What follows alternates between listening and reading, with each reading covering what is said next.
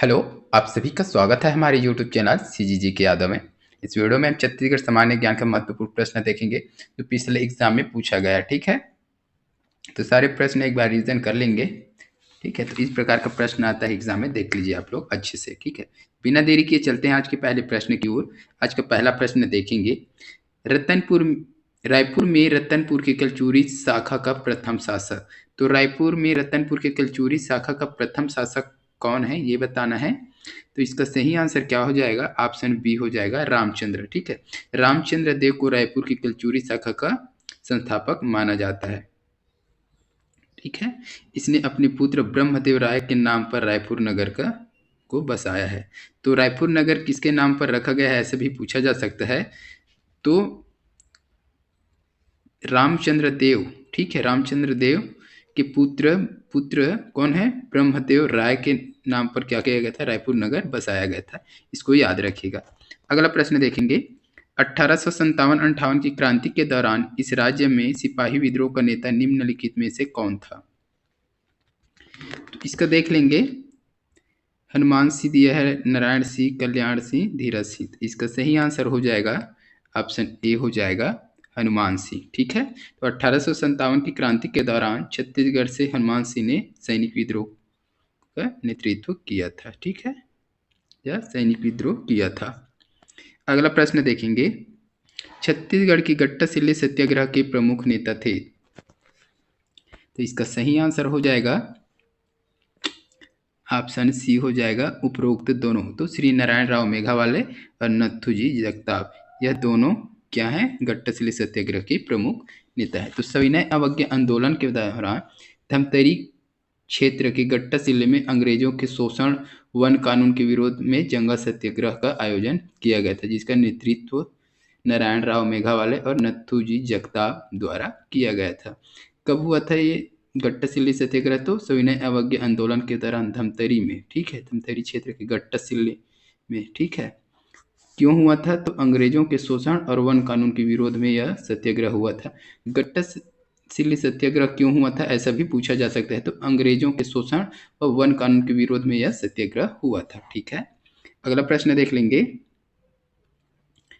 21 जनवरी 1922 को सिहावा नगरी में कौन सा सत्याग्रह किया गया? तो 21 जनवरी 1922 को सिहावा नगरी में कौन सा सत्याग्रह किया गया था, ये पूछा है।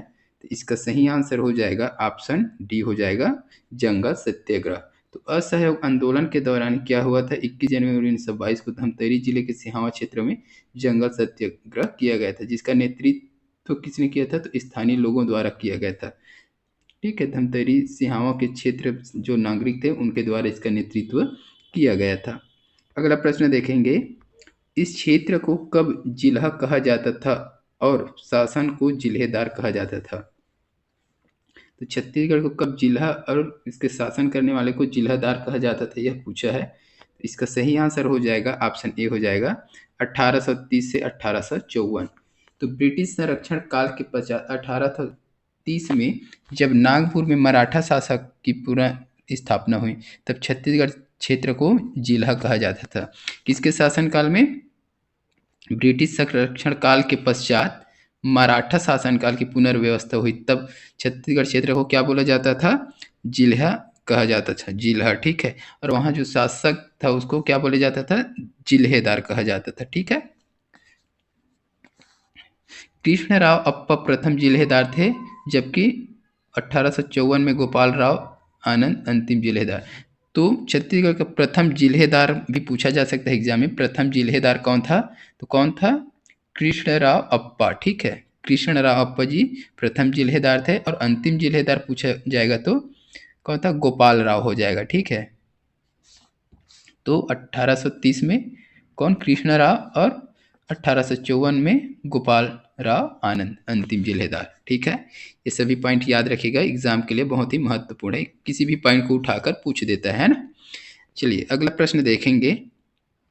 निम्नलिखित में से किस मराठा सूबेदार ने इस राज्य में परगना पद्धति प्रारंभ की थी? तो कौन से मराठा सूबेदार है जिसने छत्तीसगढ़ में परगना पद्धति को प्रारंभ किया था? तो इसका सही आंसर हो जाएगा ऑप्शन बी हो जाएगा, विट्ठल राव दिनकर। छत्तीसगढ़ में नियुक्त दूसरे मराठा सूबेदार विट्ठल राव दिनकर को क्षेत्र वो छत्तीसगढ़ क्षेत्र में परगना पद्धति का सूत्रधार माना जाता है। तो ये दूसरा मराठा शासक है ना, कौन से? विट्ठलराव दिनकर जो है छत्तीसगढ़ में दूसरा मराठा शासक, ठीक है, इसको भी याद रखिएगा। पहला मराठा शासक कौन हो जाएगा, कमेंट करके बताइएगा, ठीक है। ये दूसरा मराठा शासक है विट्ठलराव दिनकर, इसी को परगना पद्धति का सूत्रधार माना जाता है। अगला प्रश्न देखेंगे, ब्रिटिश काल में इस क्षेत्र के किस नेता को सर्वप्रथम कार्यकारी गवर्नर बनाया गया था? तो ब्रिटिश काल में छत्तीसगढ़ के किस नेता को कार्यकारी गवर्नर बनाया गया था, यह पूछा है। तो इसका सही आंसर हो जाएगा ऑप्शन डी हो जाएगा, ठीक है, ऑप्शन डी, ई राघवेंद्र राव।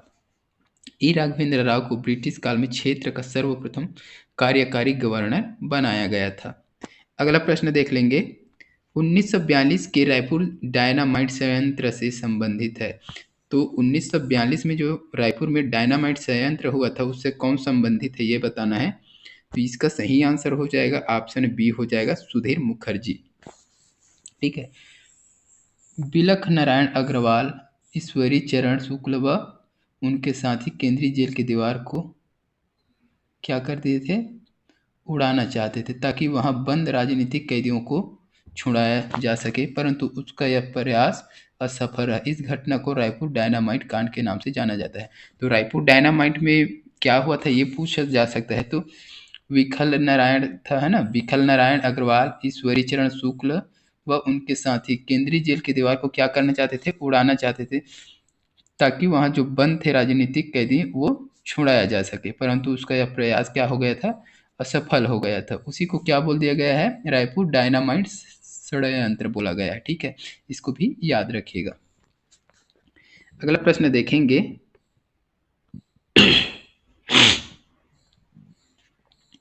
इस क्षेत्र में 5वीं-6वीं शताब्दी में शासन करने वाला शासक प्रसन्न मात्र किस वंश से संबंधित है? तो छत्तीसगढ़ में 5वीं-6वीं शताब्दी में शासन करने वाला प्रसन्न मात्र, ठीक है, कौन था शासक, प्रसन्न मात्र, वह किस वंश से था ये बताना है आपको। तो इसका सही आंसर हो जाएगा ऑप्शन ए हो जाएगा सरभपुरी वंश, ठीक है। दक्षिण कोसल में, दक्षिण कोसल है ना, दक्षिण कोसल में 5वीं-6वीं शताब्दी के लगभग सरभपुरी वंश का शासन था। सरभपुरी वंश का क्या था, शासन था। ये प्रसन्न मात्रा किस वंश का है, तो सरभपुरी वंश का था, ठीक है। इस वर्ष का सर्वाधिक शक्तिशाली शासक प्रसन्न मात्रा था। और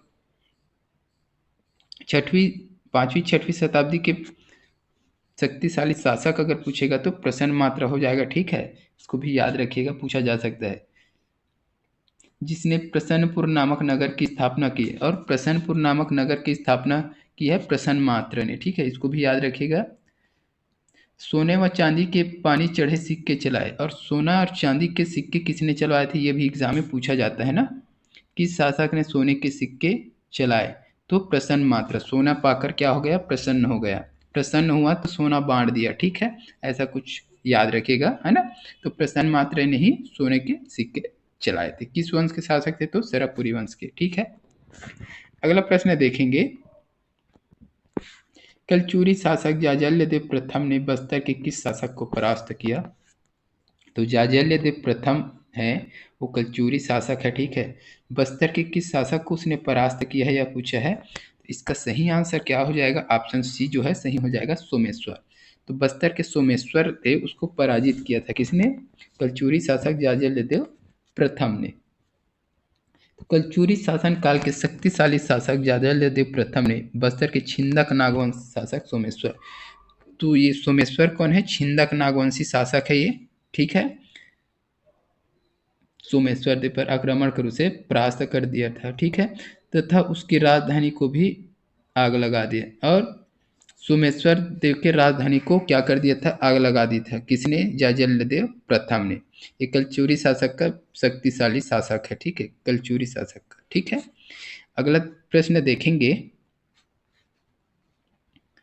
ये मोस्ट टाइम पी प्रश्न है, बिरसा मुंडा किस क्षेत्र में आदिवासी विद्रोह के नायक थे? मोस्ट टाइम पी प्रश्न है, ये एग्जाम में बार बार पूछा जाता है, बिरसा मुंडा। तो इसका सही आंसर क्या हो जाएगा, बी हो जाएगा छोटा नागपुर। बिरसा मुंडा छोटा नागपुर क्षेत्र के विद्रोह के नायक थे, ठीक है, इसको याद रखिएगा। अगला प्रश्न देख लेते हैं, और इस वीडियो का लास्ट प्रश्न रहेगा, 1741 में इस राज्य पर मराठा आक्रमण के समय रतनपुर राज्य का कलचुरी शासक निम्नलिखित में से कौन था? जब 1741 में छत्तीसगढ़ राज्य में मराठों का आक्रमण हुआ, उस समय रतनपुर राज्य के कलचुरी शासक कौन था, ये बताना है। तो रतनपुर में कलचुरी शासक कौन था? इसका सही आंसर हो जाएगा ऑप्शन ए, हो जाएगा रघुनाथ सिंह। तो 1741 में जब भास्कर पंथ ने रतनपुर पर आक्रमण किया, तब वहां का शासक रघुनाथ सिंह था। तो मराठा राज्य पर मराठा आक्रमण कब हुआ था? 1741। तो कौन था वो उसमें? तो भास्कर पंथ ने किया था। ठीक है, इसको भी याद रखे, भास्कर पंथ। ठीक है, भास्कर पंथ ने आक्रमण किया था। कहाँ? रतनपुर पर। उस समय रतनपुर के शासक कौन था?